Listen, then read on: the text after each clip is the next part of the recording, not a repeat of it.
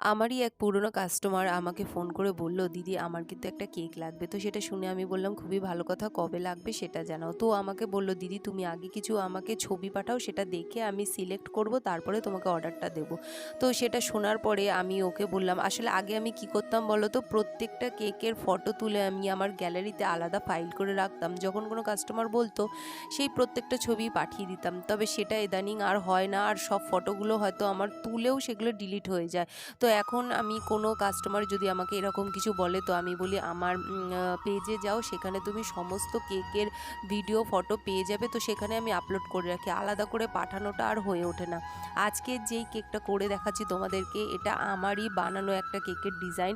Customer সেটা দেখেই পছন্দ করেছে। তবে হ্যাঁ, কেকের কালারটা উনি শুধু চেঞ্জ করে দিয়েছে। মানে আগে যে কেকটা আমি করেছিলাম সেম ডিজাইন, সেটা ছিল ব্লু কালার, আর উনি নিয়েছে পিঙ্ক কালার। কেমন হয়েছে অবশ্যই জানিও। রাধে রাধে।